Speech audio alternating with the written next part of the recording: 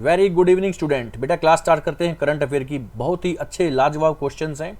आप सब बच्चे इस क्लास में करंट अफेयर की जो भी क्लास होती है उसमें पेन और कॉपी लेके बैठिए, क्योंकि बेटा करंट के साथ साथ उससे संबंधित उसका स्टैटिक पार्ट भी हम बताते हैं, स्टेट से संबंधित। ठीक है ना, जिस भी स्टेट का कोई करंट अफेयर का क्वेश्चन है उसके साथ साथ उसके स्टैटिक जी के, उसकी ज्योग्राफी, उसकी हिस्ट्री के क्वेश्चंस भी काफ़ी हम लोग बताते हैं। ठीक है, तो बेटा इस तरह से आज की जो करंट की क्लास है उसमें आप काफ़ी सारे अदर क्वेश्चंस भी कर पाएंगे। देखें कैसे।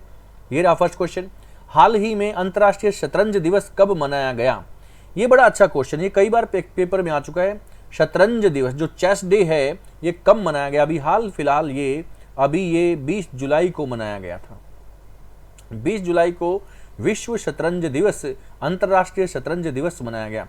आप सबको मालूम है कि शतरंज दिवस यानी जो शतरंज होता है, जो चेस होता है, उसमें कितने कोष्टक होते हैं, कितने खाने उसमें होते हैं? उसमें बेटा 64 खाने होते हैं। 64 खाने होते हैं, सबको मालूम है ना?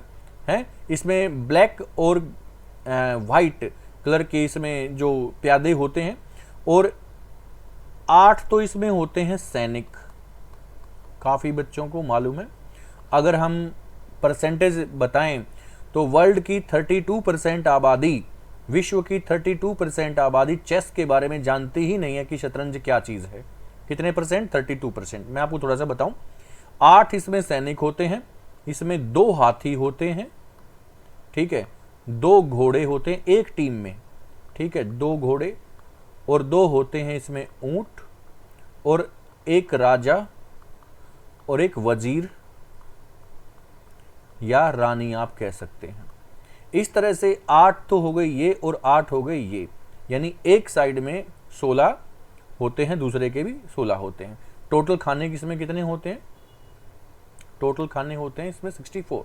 ठीक है, अब मैं आपसे बात करूं कि सबसे पहले शतरंज खेल की शुरुआत कहां पर हुई थी? विश्व में सबसे पहले शतरंज को किस नाम से जाना गया था? मैं आपको यह भी बताऊं, शतरंज का पहले नाम था चतुरंग। चतुरंग। और इसकी शुरुआत बेटा भारत में ही हुई थी। इसकी शुरुआत भारत में हुई थी। ठीक है, भारत में कब हुई थी? 7वीं शताब्दी में। 7वीं शताब्दी में, 7वीं सेंचुरी में, 7th सेंचुरी में चतुरंग नाम से शतरंज की शुरुआत हुई थी भारत के अंदर।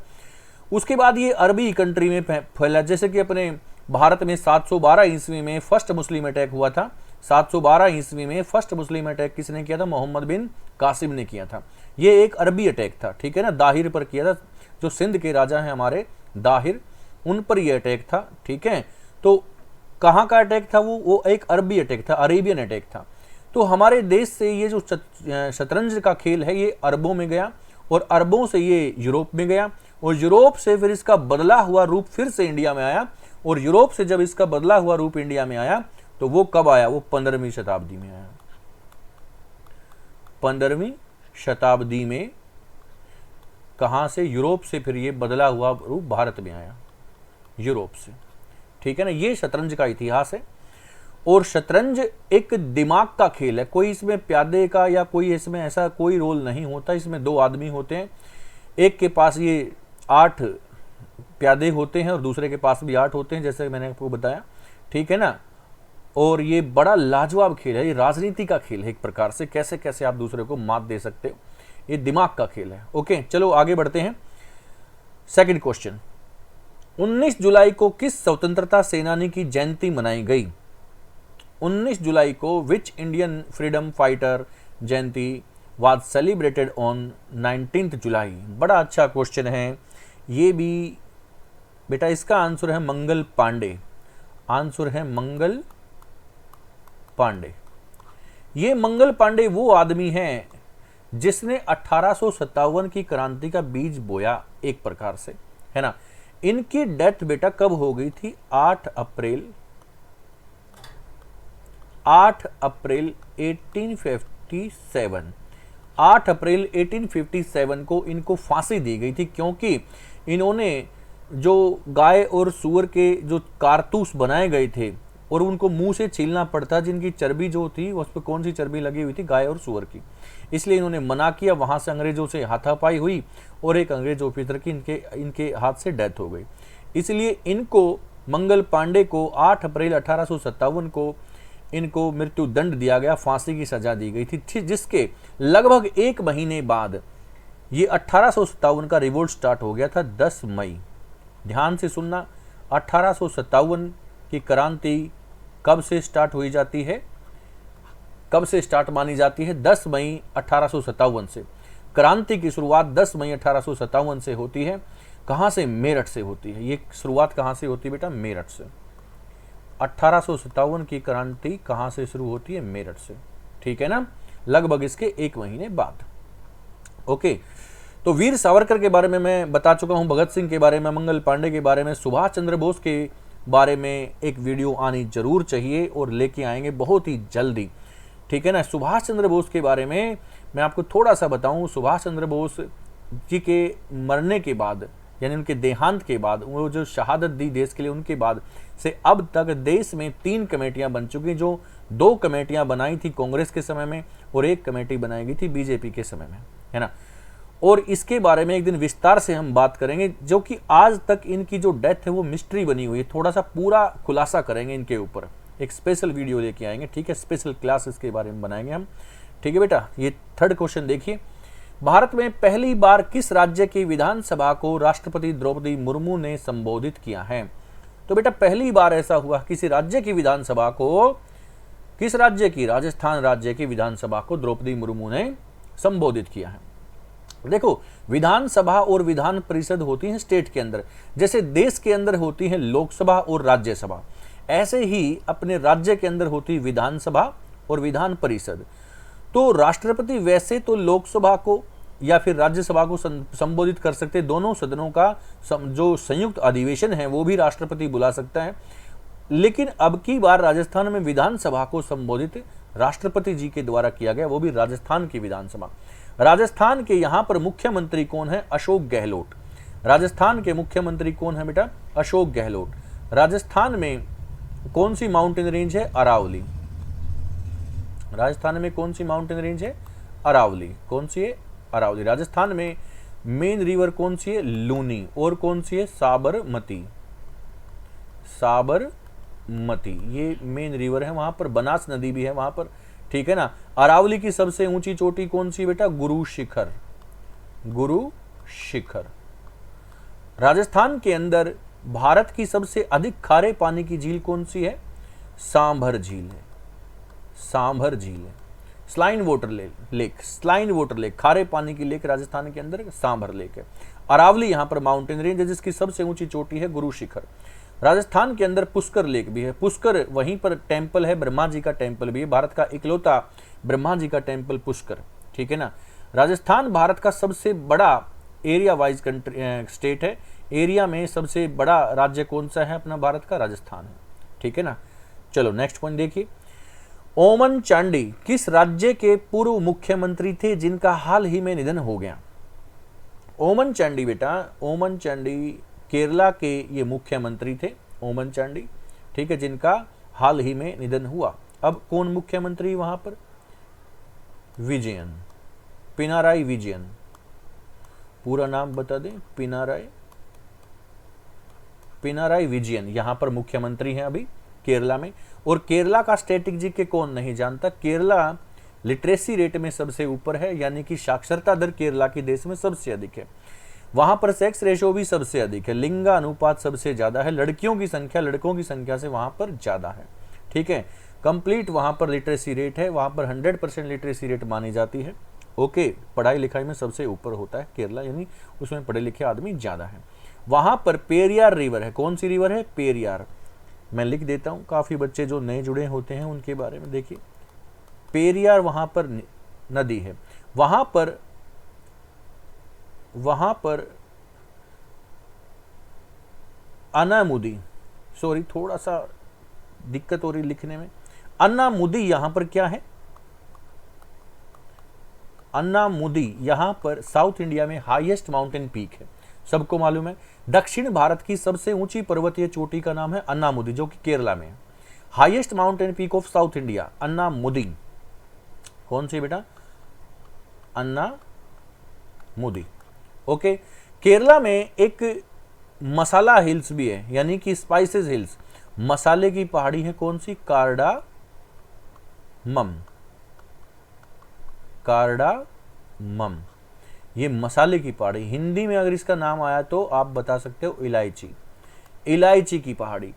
ये CHSL में पूछा गया क्वेश्चन है लास्ट ईयर। कार्डामम कैसी है? एक मसाले की पहाड़ी है केरला के अंदर, ठीक है ना। केरला में बहुत ही रिचेस्ट टेम्पल है, भारत का रिचेस्ट टेम्पल कौन सा? श्री पद्मनाभ स्वामी टेम्पल।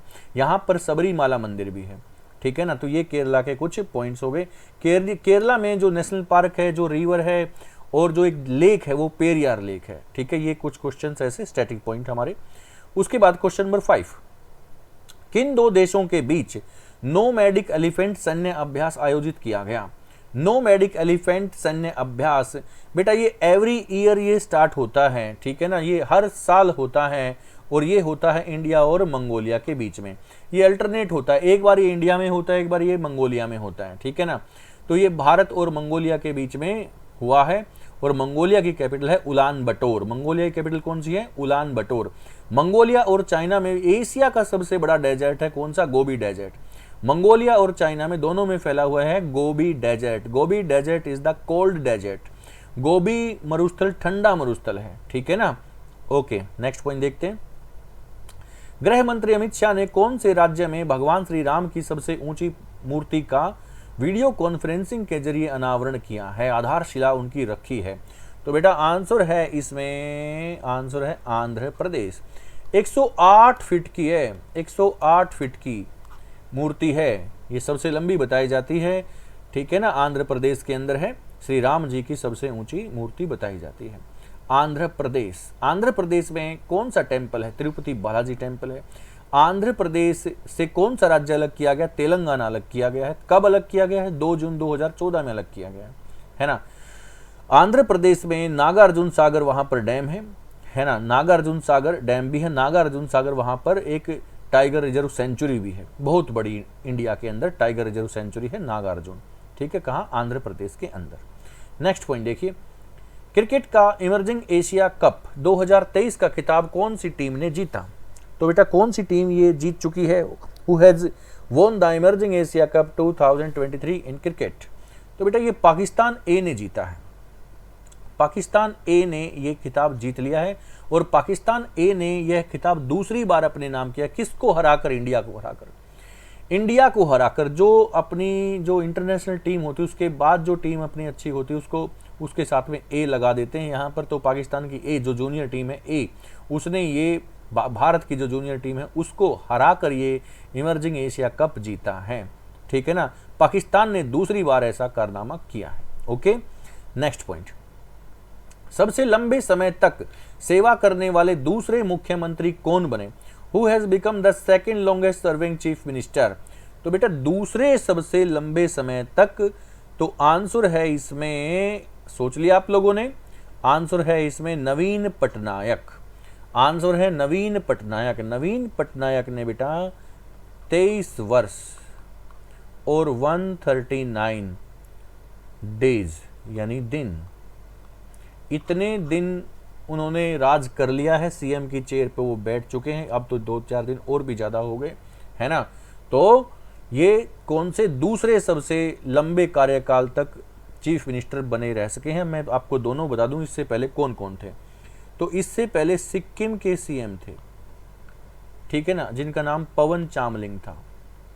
पवन चामलिंग, ये सिक्किम के सीएम थे, ठीक है। और इसके बाद थे वेस्ट बंगाल के ज्योति बसु। ज्योति बसु, और ज्योति बसु ने 23 वर्ष 138 डेज 138 डेज, ठीक है ना, 138 डेज, यहां पर 138 डेज उन्होंने राज किया था। लेकिन इन्होंने 23 वर्ष 139 डेज काम किया। तो ये आगे निकल चुके हैं। अब सेकंड कौन है? अब सेकंड है नवीन पटनायक। कहाँ के हैं? कौन से राज्य के मुख्यमंत्री हैं ये उड़ीसा के। ये उड़ीसा राज्य के मुख्यमंत्री जो लगातार 23 वर्ष 139 दिन तक यहाँ पर चीफ मिनिस्टर का काम कार्यभार संभाल चुके हैं। उससे पहले पवन चामलिंग बेटा ये 24 वर्षों तक इन्होंने मुख्यमंत्री की कुर्सी पर अपना हक जमाया, एक प्रकार से पब्लिक ने चुना इसलिए जमाया, ठीक है ना। तो मैं तीनों बता चुका हूं आपको। पवन चामलिंग सिक्किम के सीएम, सबसे ज्यादा समय तक सीएम का कार्यभार संभाला। उसके बाद ज्योति बसु थे, लेकिन अब ज्योति बसु से आगे निकल चुके हैं नवीन पटनायक कहाँ के सीएम हैं? ओडिशा के। ज्योति बसु कहाँ के सीएम थे? वेस्ट बंगाल के सीएम थे। ओके। योगी आदित्यनाथ कहाँ के सीएम हैं? ये उत्तर प्रदेश के हैं। अशोक गहलोत राजस्थान के हैं। नीतीश कुमार बिहार के हैं, ठीक है। देखिए क्वेश्चन नंबर 9, 26 जुलाई को कौन सा दिवस मनाया जाता है? Which day was celebrated on 26 जुलाई? तो 26 जुलाई को बेटा करगिल दिवस मनाया जाता है। बहुत इंपॉर्टेंट क्वेश्चन है, करगिल दिवस। तो कारगिल दिवस ये कब की घटना? ये 1999 की घटना है, जो कि पाकिस्तान और भारत के बीच में लड़ाई हुई थी। 1999 की बात है। 1999 में ये घटना घटी थी। पाकिस्तान ने धोखे से हमारे करगिल में एक ऊंची चोटी पर कब्जा जमा लिया था, ठीक है ना, और वहां से वो बमबारी कर रहे थे। हमारे फौजियों, इसमें काफ़ी हमारे फौजियों की शहादत हुई है, काफ़ी हमारे फौजी शहीद हुए हैं। इसमें हम जीत तो गए, लेकिन इसमें हमारा नुकसान भी काफ़ी हुआ था, क्योंकि वो लोग ऊंचाई पर बैठे, हमें उनकी लोकेशन नहीं मालूम है। उस दौरान हमने अमेरिका से हेल्प भी मांगी थी, लेकिन अमेरिका ने हमारी हेल्प नहीं की थी उस चीज़ में, ठीक है ना। जो अटल बिहारी वाजपेयी उस टाइम पर अपने प्राइम मिनिस्टर थे, ठीक है। और उसके बाद ये लड़ाई एक बहुत बड़ी चुनौती थी इसमें। हम क्योंकि नीचे हैं, उधर से वो उतनी ऊंचाई से अगर पत्थर भी फेंकेंगे वो भी बम का काम करेगा, ठीक है। लेकिन फिर भी हमारे फौजियों ने इसमें बड़ी वीरता से, बड़े साहसीपूर्ण से काम किया और हमें जीत दिलाई, ठीक है ना। ये करगिल विजय दिवस मनाया जाता है 26 जुलाई को, ठीक है। नेक्स्ट पॉइंट, फांग नोंग कोन्याक किस राज्य की पहली महिला सदस्य हैं? ऐसी सदस्य हैं जो राज्यसभा में अध्यक्षता करेंगी। राज्यसभा में अध्यक्षता करेंगी। ये कौन से राज्य की हैं? नागालैंड की हैं। अब जैसा कि सबको मालूम है, राज्यसभा का जो अध्यक्ष होता है वो कौन होता है? राज्यसभा का अध्यक्ष कौन होता है भाई? राज्यसभा का अध्यक्ष होता है उपराष्ट्रपति। उपराष्ट्रपति कौन है? जगदीप धनखड़। अब जगदीप धनखड़ ने इन महिलाओं को चुना है, 4 महिलाओं को ऐसी को चुना है जो कि वहां की अध्यक्षता करेंगी, क्योंकि समलैंगिक में उन्होंने जो बोला है कि एक प्रकार से मतलब समानता हो, लैंगिक तौर पर उसमें समानता हो, इतने ही पुरुष भी इतने ही महिलाएं भी वहां पर रूल कर सकें हर एक क्षेत्र में।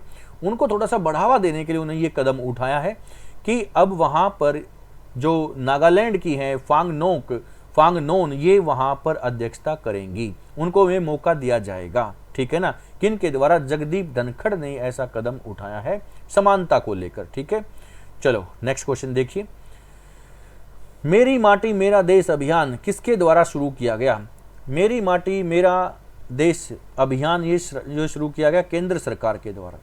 केंद्र सरकार के द्वारा ये अभियान स्टार्ट किया गया है, ठीक है ना। अपने देश को बढ़ावा देने के लिए, प्रगति देने के लिए ये चीज़ें केंद्र सरकार के द्वारा ये चीज़ें की जाती हैं। ओके नेक्स्ट पॉइंट, हाल ही में डोक सुरीनाम का तूफान किस देश में आया है?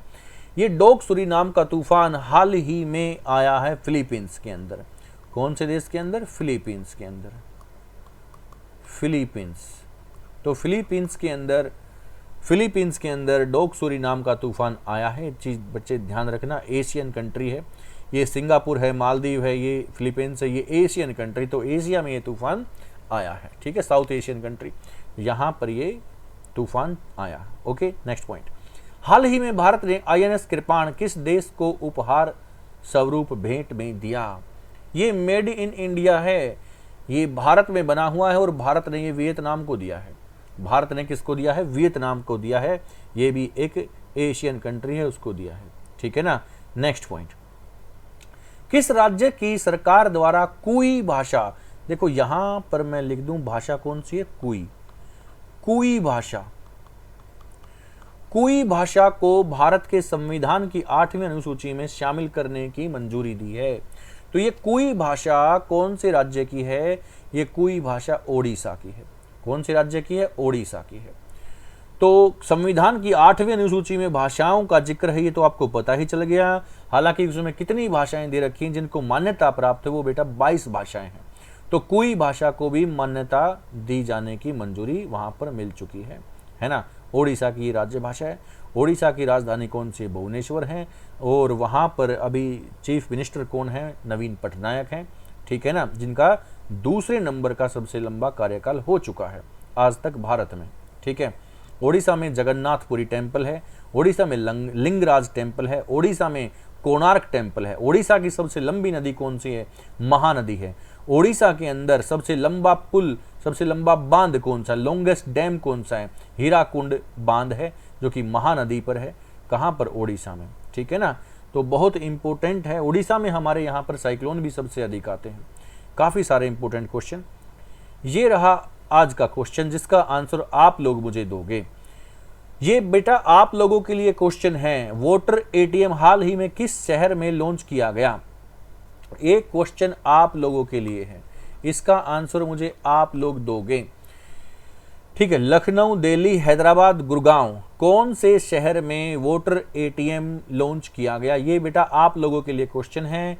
ये इसका आंसर कमेंट करके आप मुझे दोगे, देखें कितने बच्चे सही आंसर देते हैं। ओके, नेक्स्ट क्लास का वेट कीजिए, बहुत ही जल्दी बहुत लाजवाब क्वेश्चन आपके सामने होंगे। Thank you very much. मिलते हैं नेक्स्ट क्लास में।